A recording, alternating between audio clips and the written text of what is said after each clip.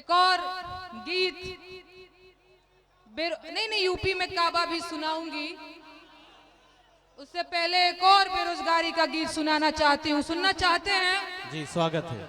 अच्छा देखिए, मुझे शायरी पढ़ना नहीं आता है, मोहब्बत की पता नहीं क्यों मुझे नहीं पता, तो बहुत वाह वाह करने का आप लोगों को मौका शायद ना मिल पाए, तो बेरोजगारी के गीत से ही काम चलाइए। फिलहाल इस देश में बेरोजगारी बड़ी बढ़ गई है। रेडी है ना? अच्छा इधर बोलूं? नहीं भाई, मेरे तो आप सभी हैं, खाली तोहरे और का है, वह तो गलत बात है। अरे एमटेक बीटेक डिग्री लेके बबुआ बेचे ले तरकारी। एमटेक बीटेक डिग्री लेके बबुआ बेचे ले तरकारी। बाप के रुपया भइल जियान, नौकरी मिलल नहीं सरकारी। बाबूजी देवे रोजगारी, सुनाए बाबा कल की अवतारी। सुनाए बाबा कल की अवतारी। कैसे? खाली दाढ़ी बढ़ावे, खाली फोटो खिंचावे, करते हैं जुमलेबाजी। वाह। खाली दाढ़ी बढ़ावे, खाली फोटो खिंचावे, करते हैं जुमलेबाजी। अरे बनेल खुद के विश्व गुरु जो ऐसे हैं सैया जी। खाली दाढ़ी बढ़ावे, खाली फोटो खिंचावे, करते हैं जुमलेबाजी। बनेल खुद के विश्व गुरु जी ऐसे हैं सैया जी। जय माँ दुर्गे जय माँ काली, शेरा वाली भेजा बहाली। जय माँ दुर्गे जय माँ काली, शेरा वाली भेजा बहाली। भूख मंगर लड्डू चढ़ाइब, संगम वाले बजरंग बोली। कबले रही हम बेरोजगार, सुनाए मोरे चाचा चौकीदार। सुनाए मोरे चाचा चौकीदार। इहे महामहिम, इहे महानुभव, इहे महामहिम, इहे महानुभाव, इहे विश्व गुरु सन्यासी। अरे अयोध्या के तार दिल बड़, तार दिल बड़ काशी। इहे महानुभाव, इहे महामहिम, इहे विश्व गुरु सन्यासी। अरे अयोध्या के तार दिल बड़, तार दिल बड़ काशी। अरे हमारो के तार दो, किस्मत संवार दो। नौहन के हाथे सरकार रोजगार दो। जिनकी भइल जाता तबाह, लागता हमार होई ना बियाह। लागता हमार होई ना बियाह।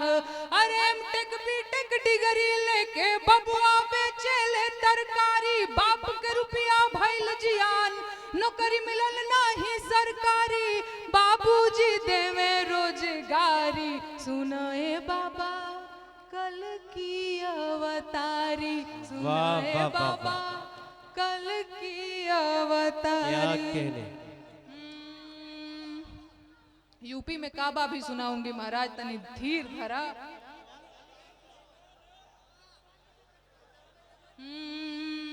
एगो सोहर सुनाई का?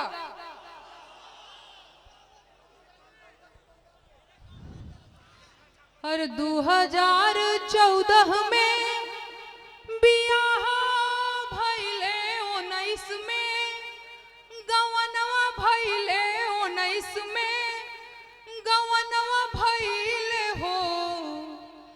ललना 6 साल भइले, बियाह के भी कसवना जनमल हो। वाह वाह वाह वाह।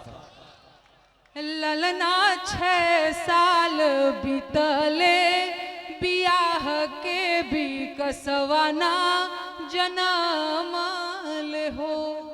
बिकसवा काहे नहीं जन्मले?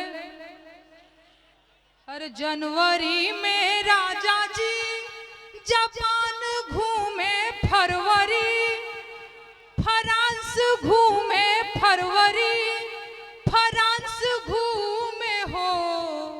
ललना बरहो मास रहेले, विदेशवा बिकसवा ना जनमल माल हो वाह। ललना पर हो मास घूमेले क्या कहने। विदेशवा विकसवना जनमाल हो।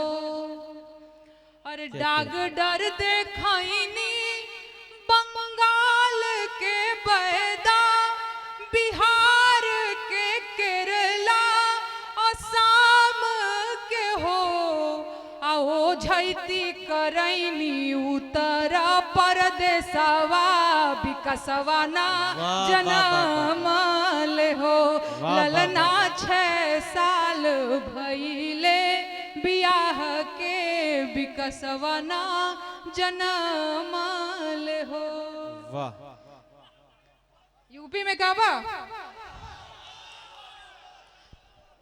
अरे खत्म रोजगार बा बाबा के दरबार बा हाथरस के निर्णय जो हत लड़की के परिवार बा काबा यूपी में काबा कोरोना से लाखन मर गईले लाशन से गंगा भर गईले कोरोना से लाखन मर गईले लाशन से गंगा भर गईले टिकठिया कफन नोचत कुकुर बिलार बा ए बाबा काबा यूपी में काबा और मंत्री के बेटवा बड़ी रंगदार बा मंत्री के बेटवा बड़ी रंगदार बा किसानन के छाती पे रंगत मोटर कार बा ए चौकीदार बोला के जिम्मेदार बा।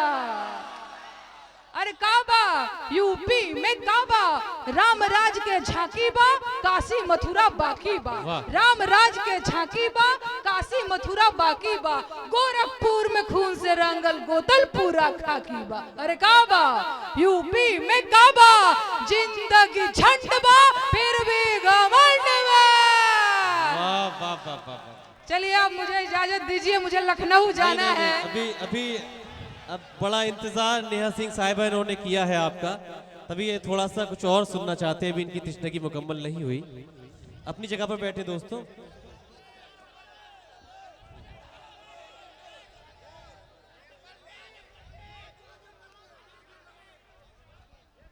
नहीं एक दूसरा गीत सुनाती हूँ। जी जी जी।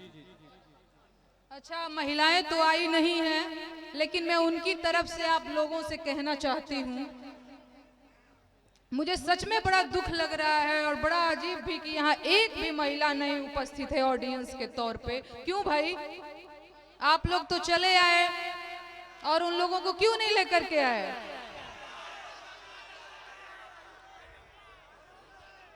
ये आजमगढ़ है तो क्या यहाँ पे महिलाएं बाहर नहीं आती हैं? चलिए कोई बात नहीं, अभी आप लोगों से कोई जीत नहीं सकता है।